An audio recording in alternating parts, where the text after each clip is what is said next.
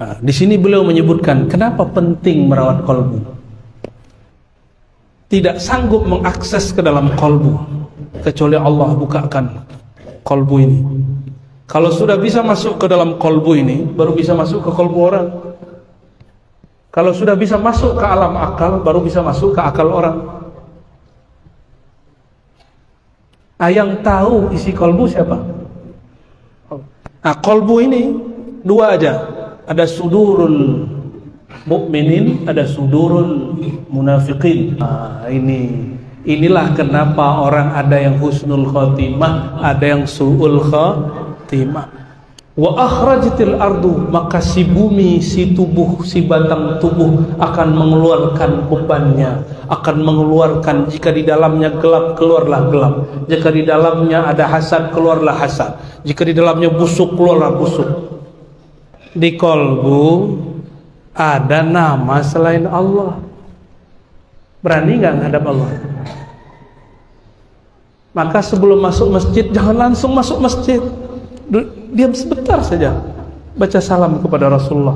Itu cara menetralkannya. Walaupun hati belum bersih-bersih amat, semoga berkah salawat Allah mandikan kita dengan nur Nabi Muhammad sallallahu alaihi wasallam. Alladzi ja'alana wa syarrafana bizatil Muhammadiyah. Asyhadu an la ilaha illallah wa asyhadu anna Muhammadan abduhu wa rasuluh. Allahumma salli wa sallim wa barik ala sayyidil wujud, sayyidil qawnain, sayyidil thaqalain, sayyidina Muhammad wa ala alihi wa ashabihi wa li baitihi wa zurriyatihi ajma'in, amma ba'du. Pak Kiai, para masyayikh, para muallim, dan wabil khusus adenda para santri, selamat merayakan, memperingati kelahiran baginda Nabi Muhammad sallallahu alaihi wasallam. Kalau orang beradab kepada Nabi, di alam ruh dia bernama Ahmad, di alam nyata ini bernama Muhammad. Dia sama. Tapi ada orang ngaji ilmu hakikat, tapi hakikatnya bukan hakikat Muhammadiyah, hakikatnya hakikat iblisiyah. Suka mengatakan bukan Muhammad yang dikubur di Madinah itu. Suka ngomong begitu. Pernah dengar? Hati-hati. Itu kepleset dikit langsung sulah nama Rasulullah. Kita menghindari kalam itu.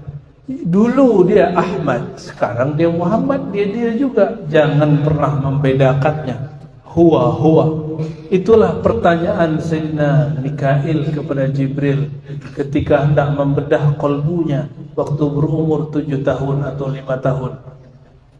Jadi Nabi seperti adinda para santri ini lagi main-main pasir, guling-guling, main futsal, kira-kira begitu. Tiba-tiba ada makhluk datang dari langit bersayap. Cepatnya bukan main. Tiba-tiba si makhluk itu bertanya, dialog. Apa kata dia? Huwa Ahmad, huwa Muhammad, gitu maksudnya. Apakah dia yang kita bicarakan di langit itu? Kata Sayyidina Jibril, karena dia sudah menunggu, bahkan baru diizinkan memandang nurnya setelah berselawat ribuan tahun. Sehingga salawat itu sekarang kita sebut salawat Jibril. Itu Sayyidina Jibril baru diizinkan lihat nur, salawat 2000 tahunan. Kata beberapa masyayikh kita, ya ini baru salawat beberapa kali udah pengen mimpi ketemu Rasulullah ya. Belum pantas kita ketemu Rasulullah. Ngamalin sunnahnya masih jauh. Apalagi salamatus sodornya masih jauh. Maka para kiai, para masyayikh, saya lihat di sini muassis ternyata Syekh Ahmad bin Syakur. Dan di depan ada pesantren juga ya.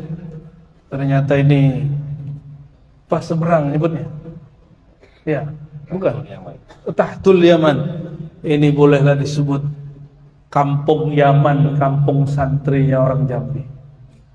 Dulu banyak zuriat Nabi di sini. Tidak ada zuriat, ada warasat.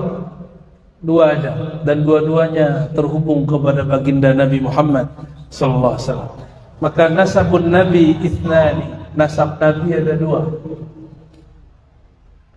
Nasab secara jasadi, itulah As-Saggaf, Al-Haddad, Al-Aidrus, Al-Habsyi.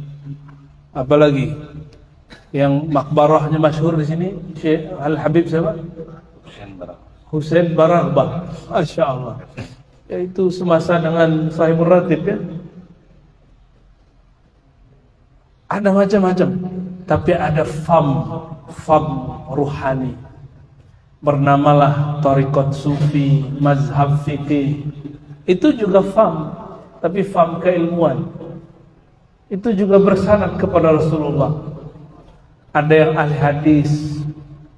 Maka kalau kita dalam fikih bersambung ke nabinya lewat famnya Syafi'i, disebut mazhab Syafi'i.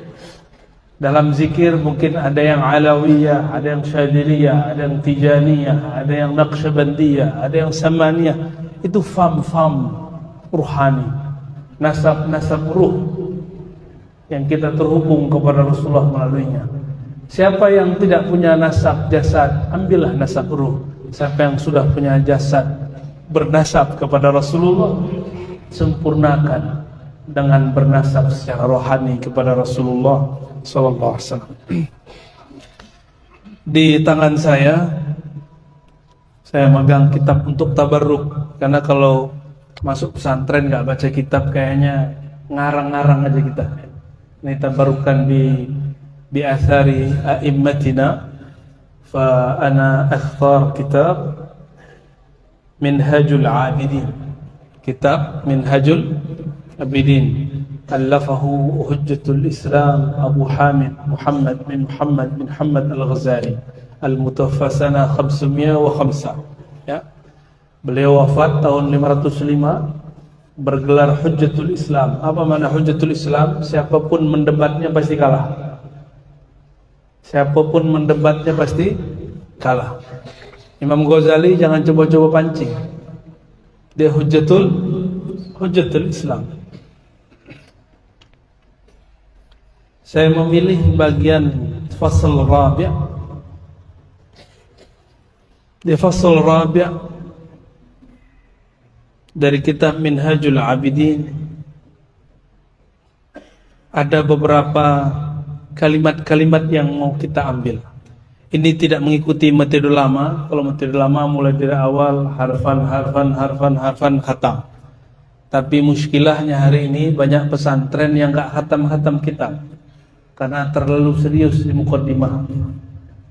Nah, maka cara untuk mengatasinya harus ada majelis khataman, hanya baca supaya sah kalau sudah membaca kitab. Ya, semoga para masyayikh, para kiai hidupkan majelis khataman. Itu sunnah yang sudah dihilangkan hari ini. Di Jawa masih banyak. Semoga di pesantren ini masih ada. Sekedar baca aja, selesai aja setukum. Harus ada majelis itu. Ya. Dulu di Mesir, ketika ada wabah dan bala bencana, orang khataman Sahih Bukhari langsung hilang.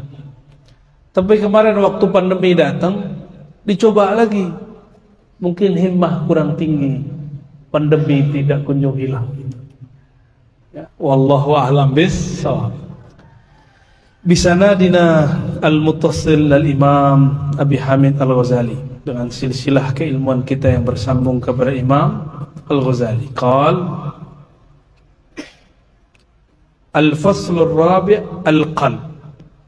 Fasal yang keempat mengenai qalbu. Apa kata beliau? Thumma 'alaika bihifzihi wa islahihi wa husnil nazari fi dhalik wa badlil majhud fa innahu a'zamu hadhihi al-a'dha' khatran wa aktharuha atharan wa adaqquha amran wa ashaqquha islahan wa as'abuha halan. maka hendaklah engkau sibuk menjaga qalbu bihifzihi wa islahihi, dan mengislahnya, memperbaikinya. Terus yang ketiga apa? Wa husnin nazari dzalik, dan bagus-baguslah engkau, detaillah engkau memperhatikannya. Kita ini para ustadz ini, para kiai ini dulu kalau mau melamar wajahnya dibagus-baguskan dulu, ya Pak Ustadz ya, karena mau ketemu calon dan mertua, calon mertua. Kalau mau ceramah, kebetulan di jamaahnya ada jamaah muslimah, udah bagus-baguskan dulu wajahnya. Kenapa? Orang melihat wajah dan baju, maka yang dibaguskan baju, dilihat apakah sarungnya matching dengan bajunya. Saya nggak tahu nih, nggak matching kayaknya nih ya, tapi adanya begitu sudah. Dilihat cincin, mana cincin yang cocok. Dilihat kopiah, mana kopiah yang cocok. Nah itu disebut husnul nazari, bagus merawat kolbu, memperhatikan kolbu. Lalu apa kata beliau?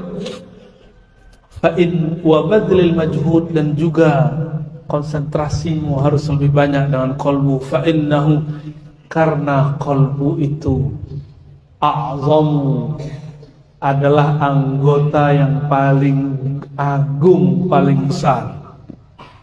Khatran, bahayanya. Sudah pernah lihat guru sama murid tengkar? Sudah pernah belum?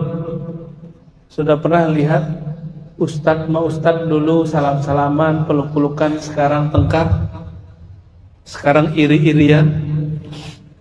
Bahkan saya ketemu ustadz, bahkan tidak hanya ustadz, dia juga seorang sayyid. Gak pantas disebut habib, sayyid aja lah. Datang habib baru, sayyid baru, apa kata dia? Ente jangan ambil lapak aneh. Ini lapak aneh di sini. Ente minta izin dulu sama aneh. Ya salah. Apa begitu Imam Ghazali mengajarkan? Apa begitu baginda Nabi SAW mengajarkan? Kalau betul dia sadah ba'alawiyah, thariqahnya Ghazaliyah. Imam Ghazali mengatakan, jika engkau melihat muridmu diajar oleh guru yang lain, bersyukurlah. Kenapa? Berarti tugasmu sudah berkurang. Kalau ada dai baru, muallim baru datang, jangan iri, katakan syukran laka ya Rabb, terima kasih ya Allah. Kenapa? Tugas kita dibantunya, diringankannya. Saya ini mengkader orang lama, tapi belum banyak hasilnya. Cuma beberapa yang jadi. Susah loh kader orang. Tiba-tiba Allah kirim orang mau berdakwah di sekitar kita. Akhirnya jamaah kita juga ngaji kepada dia. Tugas kita berkurang nggak? Tapi kawan lain, lapak dia berkurang.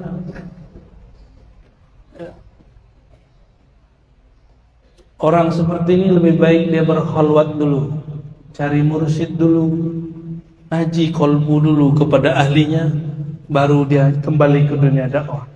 Kalau enggak, dia dakwah bukan ilallah, tapi dakwah ke dalam dirinya. Dia dakwah bukan bagi nur, tapi bagi nar. Nur membuat orang saling berkasih sayang, nar membuat orang saling bertengkar. Maka kalau ada majelis yang sudah menjelek-jelekkan orang, menggibahkan orang, itu malaikat sudah nggak ada, nurnya hilang, yang ada narnya. Nauzubillah min dzalik. Saya kalau sudah ada majelis begitu, saya pergi. Hatta wa in kana yaqul annahu habib, sayyid, alim kabir, syekh kabir, wali kutub, saya nggak percaya. Mau disebut wali kutub, wali ketep, wali kutub kupret, apalah ya, nggak percaya kita. Masa dia ngomongin orang, ngomongin aib orang, kecuali dia ingin mendoakan orang yang dibicarakan itu untuk kebaikan. Itu lain cerita, ya, itu lain cerita. Taib. Wa aktsaruha atharan, qalbu itu paling banyak efeknya. Jika qalbu nggak beres, ngaji nggak beres. Makanya santri-santri kesurupan itu masalahnya bukan kenapa-napa, bukan kemasukan jin, hatinya lagi nggak nyaman. Maka perlu ada namanya orientasi. Jadi kalau orientasi para ustadz jangan serius-serius, banyakin main-main aja. Kalau orientasi itu main-main, zikir, belajar dikit-dikit, diskusi. Yang penting dia nyaman. Kalau si santri sudah nyaman, kolbunya sudah menyatu dengan tempat ini, dia akan nyaman ngaji. Maka pesantren akan sedikit orang kesurupan, ya.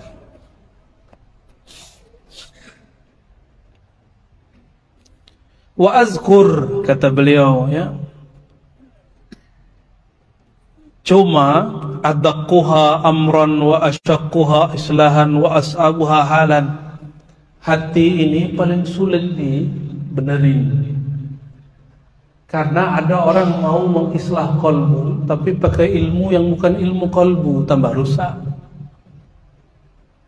Ingin mengislah kolbu tapi memperdalam bahsul masail, nggak nyambung. Bahsul masail dalam bab fikih, ya, fikih bahsul masail, kita cari-cari masalah. Tapi orang bahsul masail wajib bertasawuf. Kalau nggak nanti dia cari bahsul masail sama gurunya. Cari-cari masalah nanti sama orang lain yang nggak perlu dia cari masalah. Sehingga benarlah kata Imam Ghazali, ilmu itu tetap ada afatnya, afatul ilm, benar. Afatnya ilmu, aibnya ilmu.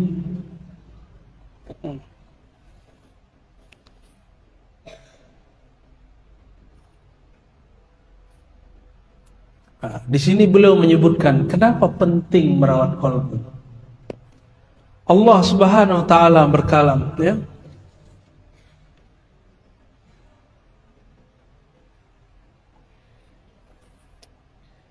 Ya'lamu kha'inatal a'yun wa ma tukhfis sudur. Ya Allah, Allah berbicara.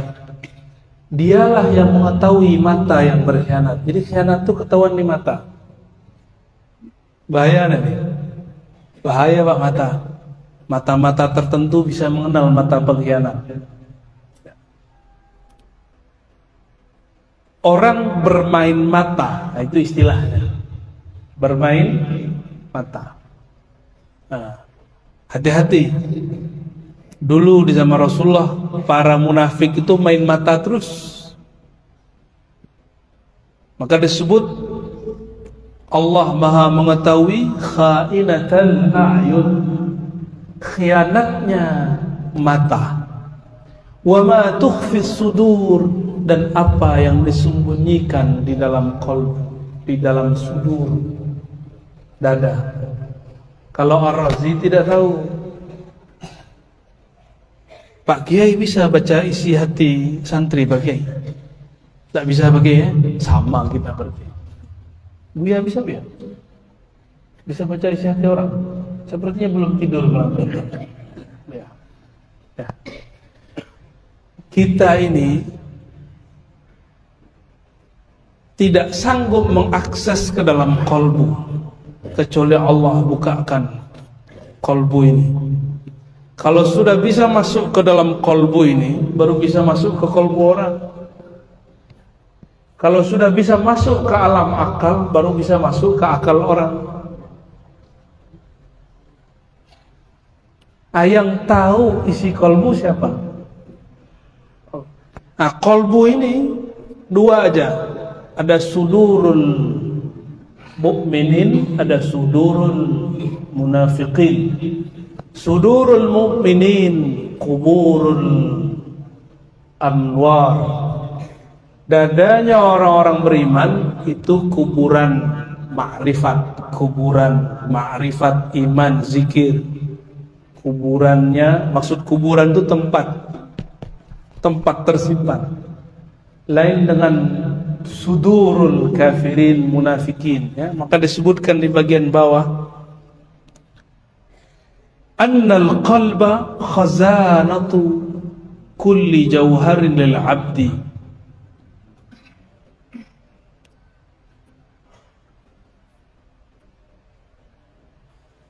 Qalbu itu khazanahnya setiap hamba.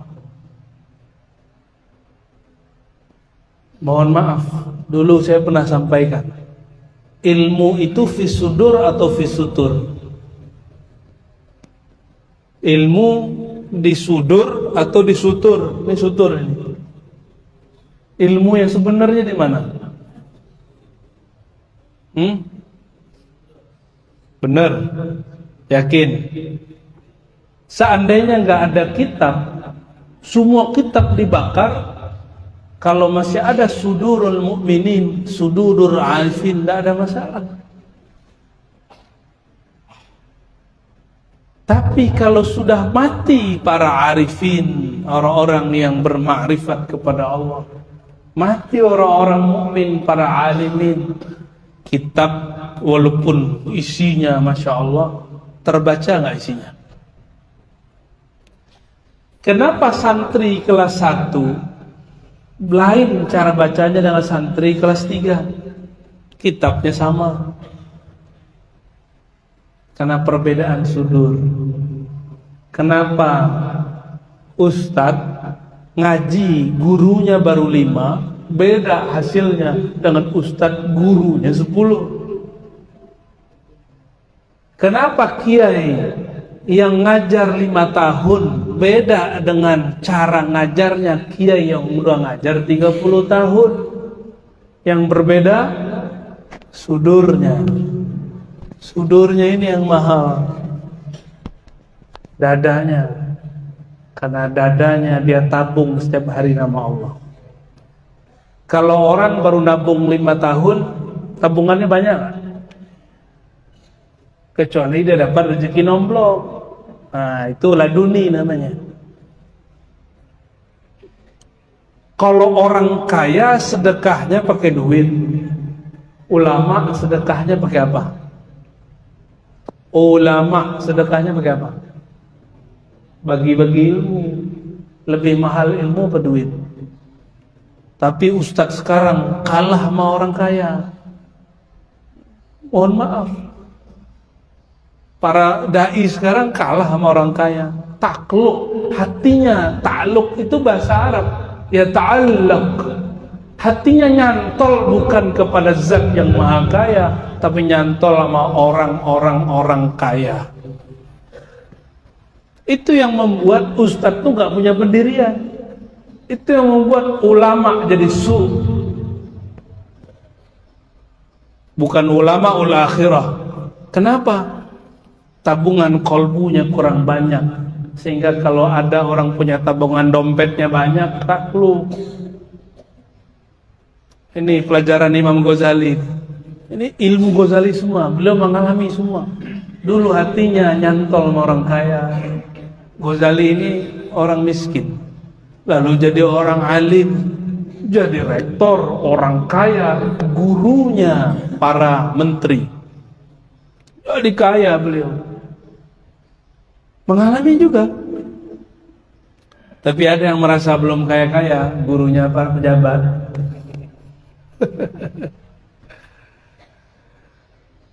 Ini Imam Ghazali. Ini terjadi pada kita. Jadi beliau nulis kitab ini Minhajul Abidin karena beliau mengalami itu. Orang sibuk jidal debat tapi lupa qalbu. Basul Masail itu mencari kelemahan musuh kan? Lawan jidalnya, benar gak? Kalau ini terlalu dihayati, besok-besok kita cari semua kesalahan orang. Oh, kalau di kampung saya dulu, jika ada guru baru, ustadz yang lama ngomong, kalian nih kalau bisa ngalahin ustadz baru tuh, toh diajarin muridnya hebat, tapi kurang ajar. Itu terjadi. Di Jambi nggak begitu kan? Ada guru baru nih, dibisikin sama ustadznya, ente kalau bisa ngalahin dia debat, toh kasih kitab baru. Diajarin muridnya kurang ajar. Sebenarnya dia iri sama si ustadz. Maklum, kalau ada orang baru di pesantren, rame nggak orang ke dia? Rame. Tapi euforia baru itu sebentar. Yang akan tetap rame orang yang kolbunya rame bersama nama Allah, ilmu Allah.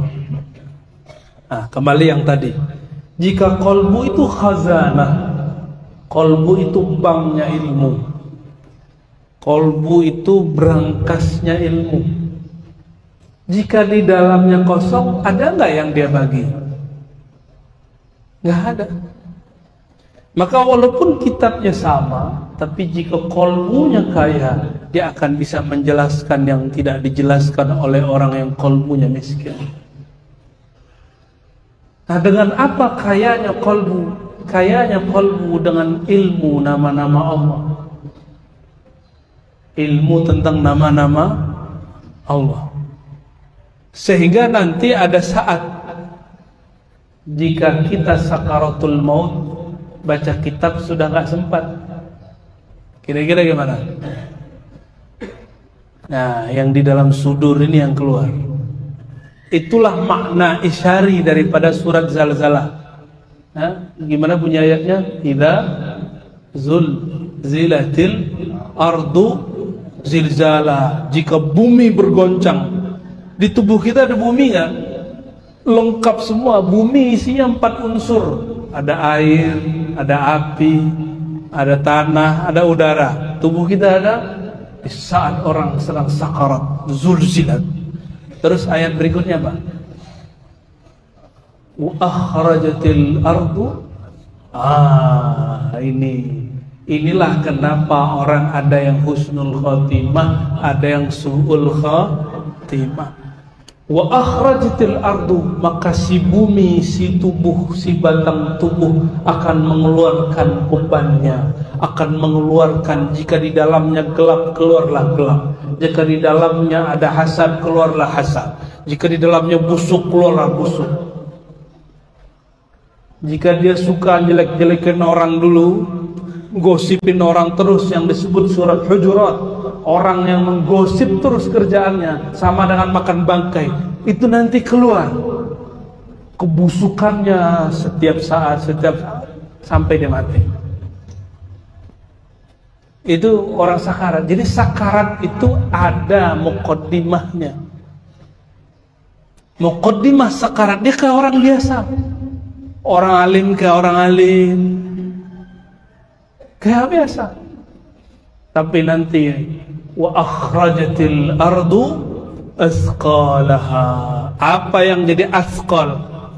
Satu kali maksiat. Di sini langsung ju'ila fihi nuktah sauda, maka di kolbu ada noda hitam. Benci 2 kali, noda hitam. 3 kali, noda hitam. Terus berapa kali noda di kolbu. Itu disebut asqal, beban. Dan ini akan keluar sebelum mati. Jadi jangan heran jika ada orang kayaknya alim, kayaknya soleh, tapi kok meninggalnya begitu. Cara Allah, wa akhrajatil ardu asqalaha.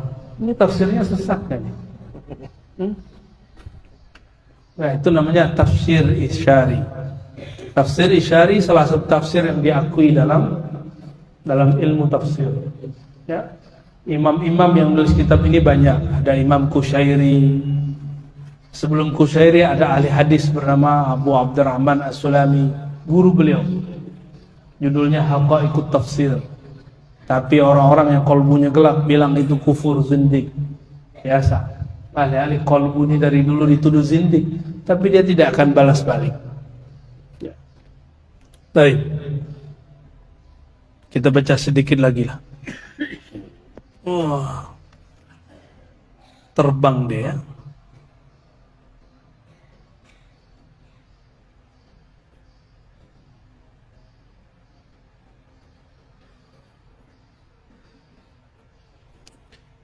Jadi 5 hal yang harus diketahui dari kolbu. Pertama, Allah Ta'ala selalu memandang kolbu. Yang kedua, itu dari Quran ya. Sekarang dari hadis. La yanzuru ila suwarikum wa absyarikum, innama yanzuru ila qulubikum. Sama. Allah nggak pandang jasadmu. Saya pakai begini keren ya? Keren nggak? Cantik apa gagah? Cantik apa gagah? Pakai sarung mereknya Masya Allah, ya. Tapi lebih keren ini sarung batik ini, ya. Oleh makhluk terlihat keren, tapi Khalik tidak lihat jasad. Khalik lihat yang dia tiupkan ke dalam diri. Itu yang Allah lihat. Allah meniupkan ruh, lalu dikasih wadah namanya qalb. Dilihatlah wadahnya, apakah dia masih bersama Allah atau tidak. Allah setiap hari, setiap saat, setiap detik. Karena detik itu berlaku bagi makhluk, tapi tidak berlaku bagi Allah. Allah mengatakan, Ana dahru, la tasubud dahr, ana dahr. Akulah sang waktu. Maka ada namanya zikir anfas, zikir setiap tarikan nafas. Zikir setiap tarikan nafas. Itu thariqatnya Nabi Muhammad SAW. Yang mana beliau yazkurullah fi kulli ahyani, zikir setiap detik, setiap nafas. Fal qalbu idzan mawdi'u nazari rabbil alamin, fa ya'ajaban mimma yahtammu biwajhi alladhi huwa mawdi'u nazari al-khalq, fayughsiluhu wa yunazzifuhu min al-aqdar wal adnas وزينه بما أمكنه لئلا يطلع مخلوق فيه على عيب ولا يهتم بقلبه الذي هو موضع نظر رب العالمين. Kata Ghazali, sungguh faya ajaban, sungguhlah aneh, ada orang malu di wajahnya ada kelihatan aib. Makanya cowok-cowok ini ada yang klimis-klimis, tuh nggak klimis-klimis, punya pembersih, apa namanya, cleanser, cleaning service, skincare, betul gitu namanya. Antum pakai ya? Kalau kita nggak pakai. Saya terakhir pakai kuliah waktu semester 1. Habis itu nggak lagi. Karena ternyata kawan saya wajahnya pas-pasan, dideketin cewek dan ceweknya seneng sama dia, wajahnya pas-pasan, wajahnya nggak ada plus-plusnya lah. Di situ kita mulai berpikir, lawan jenis ini nggak hanya lihat wajah. Itu buktinya wajahnya nilainya cuma 5, tapi ceweknya wajahnya nilainya 9. Udah dibuang tuh, merek-merek macam-macam. Tapi kita, nah nih santri-santri ini, tiba-tiba kopiahnya digini-giniin, padahal mau miring ke kiri, ke kanan, ke depan, nggak ngaruh, nggak nambah plus. Bener ya? Mukanya diginiin, kirain tambah kinclong, malah gores. Untuk apa kita lakukan semua? Perempuan, nah, kalau si perempuan tuh lain lagi, jilbabnya nggak berubah kok, mukanya gitu-gitu aja. Bahkan beberapa perempuan tuh di mana-mana bawa kaca. Oh sekarang canggih, pakai handphone. Astagfirullah. Tapi itulah perempuan, karena ingin dilihat makhluk. Kita juga ingin dilihat makhluk. Tergantung kita lagi senang sama makhluk yang mana. Senang sama lawan jenis, maka dibagus-baguskan mukanya. Ada lagi orang senangnya sama manhaj torikoh. Dulu saya lagi senang manhaj fulan, manhaj A. Kalau manhaj A itu sarungnya di atas mata kaki, nggak pakai sarung, nggak pakai celana. Jenggotnya Masya Allah ya. Jadi kalau dakwah nggak ada jenggot, kayaknya nggak sah. Ditanya sama kawan, ente jenggotnya kurang panjang, ini kurang ini, panjangin dikit lah. Panjangin. Karena lagi ingin menyenangkan jamaah itu, walaupun yang hadir cuma 1 orang, Ini jamaah ini gizinya kan ada satu lafaz, yaitu bid'ah. Jadi kalau nggak ada kalimat bid'ah dolalah dalam pengajian, dia nggak kenyang. Maka ini majelis orang tahlilan, majelis orang yasinan, karena ingin membuat ridho satu orang yang hadir itu. Dulu saya bilang kullu bid'atin dolalah wa kullu dolatin finnar, biar dia senang. Tapi saya nyakitin orang semasjid. Itu kalbu tergantung kiblatnya lagi kemana nih.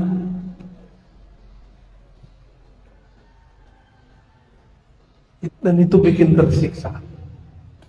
Bikin sama. Antum sekarang ingin menyenangkan aswaja. Kemana-mana jelek-jelekin Wahabi. Sama aja jelek itu. Gak begitu cara kita berdakwah. Ingin menyenangkan mayoritas Nahdiyin, jelek-jelekin Muhammadiyah. Enggak begitu caranya. Mu'alaf, kan begitu cara mereka. Mu'alaf masuk Islam, enggak nyantri, langsung jadi ustadz, jelek-jelekin agama sebelumnya. Dan ada yang ikut. Kenapa? Karena ngomongin keburukan orang itu ada jamaahnya, ada pasarnya, kata orang marketing. Maka jangan heran kenapa nih para penggosip di dunia alam al-yutubiah itu, biasanya kan alam ghaibiyah, ini alam al-yutubiah, tetap saja ada pengikutnya. Karena ada pasarnya, ada orang yang mau mendengarkannya, yang mau mendengerin keburukan orang lain. Coba kita lagi jalan, ada orang berdua lagi ngomongin seseorang, orang yang kita kenal, berhenti nggak? Berhenti kita, lagi ngomongin siapa? Tuh kan? Dan kita seneng kalau tahu ada aib orang. Ini bahaya itu. Ini yang disebut ya, asyaqquha islahan, sulit membenerin kolbu itu sulit. Nah, lalu beliau mengatakan, jika kita ingin menyenangkan makhluk, kalau makhluknya aswaja, kita aswajakan ceramahnya. Makhluknya Wahabi, kita bid'ah sunnahkan kalimatnya. Kalau majelis thariqat, sebut-sebut syariat thariqat, hakam, ma'rifat, man arifat, kayaknya betul ahli ma'rifat, ingin menyenangkan orang. Kapan kita hendak berceramah, mengajar, ingin membuat Allah ridho? Nah, ini tantangan juga untuk para dai. Ya, kita ini dakwah bukan untuk menyenangkan makhluk, tapi untuk menyenangkan Khaliq. Makanya dakwah itu disebut ilallah, wa man ahsanu qawlan mimman da'a ilallah. Ini jamnya jam 5 terus nih. Jam aneh sahih enggak? Sahih. Maaf Pak Kiai, soalnya pesawatnya jam berapa pesawat? Jam 11. Oke, sebentar lagi lah ya.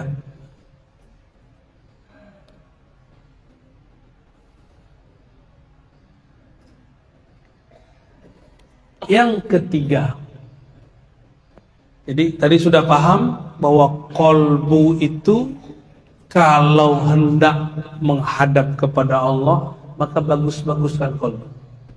Ya, Allah bercemburu kan? Ini mohon maaf di handphone, mohon maaf nih Kiai, Buya.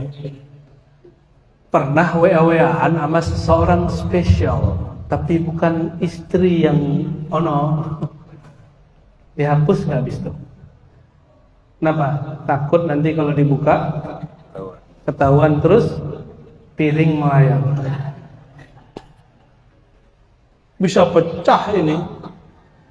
Ini ilustrasi. Mulai paham maksud saya? Di kolbu ada nama selain Allah. Berani nggak menghadap Allah? Maka sebelum masuk masjid, jangan langsung masuk masjid. Diam sebentar saja. baca salam kepada Rasulullah. Itu cara menetralkannya. Walaupun hati belum bersih-bersih amat, semoga berkah sholawat Allah mandikan kita dengan nur Nabi Muhammad SAW. Orang masuk masjid nggak baca sholawat, itu ada yang mukanya kayak guguk, ada yang kayak kera, ada yang kayak monyet. Lengkap semua. Bahkan kadang-kadang yang khutbah mukanya lain, kita lihat. Yang suka nyalak-nyalak itu apa? Guguk. Ada orang naik mimbar nyalak-nyalak. Orang tidur dimarahin. Orang lihat dia dimarahin. Orang telat masuk sholat 2 rakaat dimarahin. Semua orang malah dimarahin sama dia. Saya mau lihat dia merempas merem, yang kelihatan bukan manusia. Nah itu ngerinya kalau merem-merem lagi khutbah tuh ya. Ya, nggak kelihatan orang. Semoga halu ya. Ternyata dia bawa karakter. Dia masuk masjid yang sama saya ustaz, saya kiai, saya khotib di sini. Dia bawa kesombongan itu masuk masjid.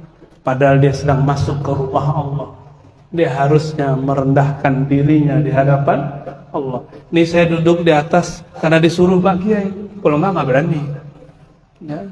Kalau belum di bawah, saya di bawah. Ya. Walaupun nggak kelihatan nama jamaah di belakang. Kalau kita pulang ke rumah, dulu nih Kiai Elbuya ini, Elbuya Marbutin ini pernah lagi asyik-asyikan WA-WA sama some girl, akhwat atau muslimat atau fatayat. Pas pulang dihapus. Kenapa? Tidak mau terlihat oleh kekasih yang ada di rumah. Begitulah menyikapi kolbu. Kalau mau masuk ke rumahnya, ingin berdiri di atas sajadah, bersihkan dulu, istighfarkan kolbu. Allah senang. Allah senang melihat orang istighfar. Astagfirullah ya Allah, aku belum khusyuk ya Allah, tapi ingin menghadapmu ya Allah. Dan itu Allah suka daripada orang yang merasa sok suci. Ya, bawa semua dosa kita kepada Allah, Allah bersihkan. Ya.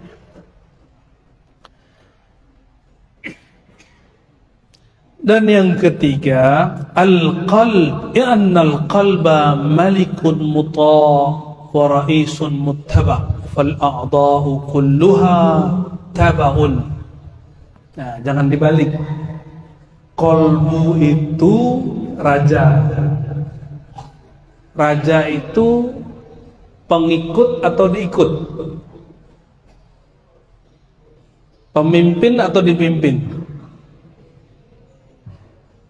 Maka seorang mu'alim, seorang muslim, seorang mukmin, idealnya dia mengikuti selera kolbu yang bening itu, bukan selera jamaah. Ya. Ada yang dakwah atas selera jamaah, nyenengin. Karena orang lagi ngomongin Sambo di mana-mana, khutbah nyebut nama Sambo. Dia nggak pernah merasa diomongin orang. Ente coba sekali aja dikuat sama orang, disebut namanya di Facebook, dijelek-jelekin, pasti sakit hati. Saya punya sahabat begitu, namanya disebut, nggak terima, langsung dia datangin orangnya. Itu baru disebut, yang nyebut baru satu. Gimana kalau yang nyebut se-Indonesia? Coba taruh badan kita di posisi dia. Kita nggak meridhoi perbuatan dia, tapi ngomongin orang lain dengan orang itu bermasalah itu lain. Itu berlainan. Ya. Sepesantren ngomongin buruknya kita, sekelas, gak usah sepesantren, di kelas. Nih adik-adik ini di kamar, di kelas, diomongin sama teman sekelas, nyaman nggak? Nih ingat-ingat kalian kalau nanti jadi ustadz, jangan pernah ngomongin pejabat nyebut nama, jangan. Pejabat kah, siapakah, ustadz kah yang bermasalah di majelis secara terbuka. Kenapa? Itu terjemahan dari kolbu yang rusak. Karena al-lisan tarjuman ma fil fuad. Lisan ini terjemahan yang di dalam fuad. Ma kadzabal fuadu ma ra'a. Ini kaidah. Ma kadzabal fuadu ma ra'a. Ini jadi kaidah. Apa maksudnya? Apa yang di fuadmu engkau terjemahkan lewat lisanmu. Dan dia nggak pernah bohong. Dia nggak akan bohong. Di kolbunya A, keluarnya A. Kolbunya B, keluarnya B. Kalau ketemu kiai-kiai aswaja ngomongin poligami mulu, tapi nggak pernah ada yang poligami. Pengen doang. Ketemu fulan ngomongin amplop mulu. Bener gak ada teman begitu? Ngomongin amplop mulu. Katanya ikhlas, sama ikhlas. Tapi ngomongin amplop mulu. Berarti di kolbunya emplop. Betul-betul, aduh, ampun benar-benar. Kalau nggak merawat kolbu, langsung jadi dai. Apa kata pensyarah Al-Hikam Ibnu Abbad? Ya. Asy-syuhratu qabla al-kamal samun qatilun. Nah, ini penutup dari saya.